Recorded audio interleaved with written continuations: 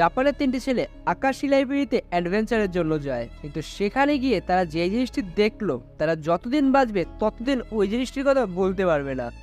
আজকের এই ভিডিওতে আমি আকাশী লাইব্রেরি আনসলভ কেস নিয়ে কথা বলবো। আমার নাম হলো সৌরভ আর আপনারা দেখছেন ব্লগার সৌরভ।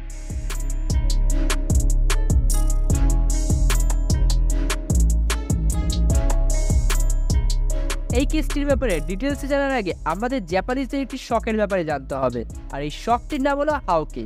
শখটি হলো জাপানিজরা এরকম রহস্যময় জায়গায় যায়, সময় কাটায়, ছবি তোলে এবং এই সকল ব্যাপারে তারা অনলাইনে লেখালেখি করে। এবার মেন কেসে আসা যাক।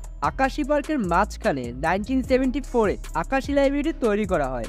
এই লাইব্রেরি যখন ব্যবহার করা হতো তখন এই লাইব্রেরিতে 5 লাখের বেশি বই এবং 70 জনের বেশি লোক কাজ করত, কিন্তু শহরের স্টেশন এবং স্কুলগুলোর থেকে এই লাইব্রেরিটা অনেকটাই দূরে ছিল। তাই ওখানকার সরকার ঠিক করলো যে এই লাইব্রেরিটিকে শহরের মেইন প্রান্তে শিফট করা হবে।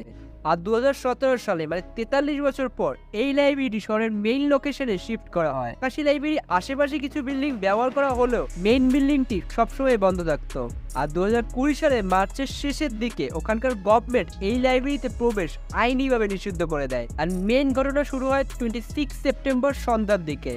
ওই শহরেরই 3 জন হাই স্কুলের বন্ধুরা ঠিক করে তারা আকাশী লাইব্রেরির পুরোনো বিল্ডিং এর ছাদে যাবে। ছাদে গিয়ে তারা সূর্যাস্ত দেখবে এবং রাতের অন্ধকারে শহরটা লাইটিং এ কিরকম লাগে এই জিনিসটা দেখে তারা ওখান থেকে চলে আসবে। তারা ওই বিল্ডিং এর ছাদে যাওয়ার প্ল্যানটি এই কারণে করে কারণ ওই বিল্ডিং এর ছাদে যাওয়ার সিঁড়িটি বাইরে দিয়েছিল। তারা সবার থেকে লুকিয়ে ওই বিল্ডিং এর ছাদে গিয়ে তো পৌঁছায়, কিন্তু শহরের সুন্দর দৃশ্য দেখার বদলে তারা এরকম কিছু একটা দেখলো যেটা দেখার জন্য তারা মোটেও প্রস্তুত ছিল না। তারা দেখলো ছাদে আকাশের দিকে মুখ করে একটি মৃতদেহ পড়ে আছে।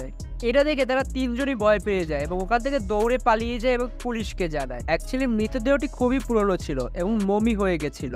ধারণা করা হয় যে 1 বছর ধরে মৃতদেহটি এখানেই পড়েছিল।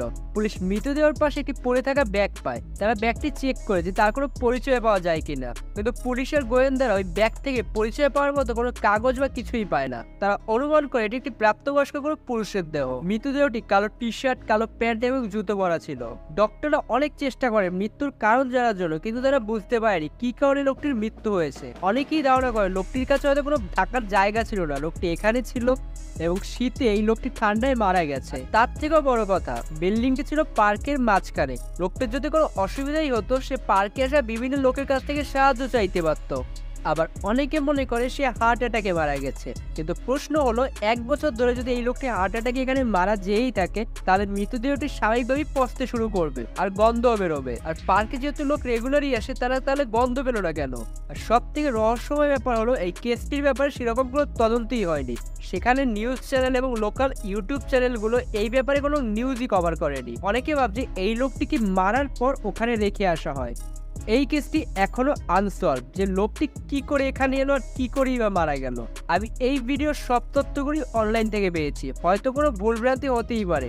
তুমি যদি এই কেসের ব্যাপারে কোনো কিছু জেনে থাকো তাহলে অবশ্যই কমেন্ট করে জানাবে। আর এরকম ভিডিও দেখার জন্য আমার চ্যানেলটিকে সাবস্ক্রাইব করতে পারো। আমি এরকম ভিডিও প্রতি সপ্তাহে আনার চেষ্টা করবো। Stay safe, tata.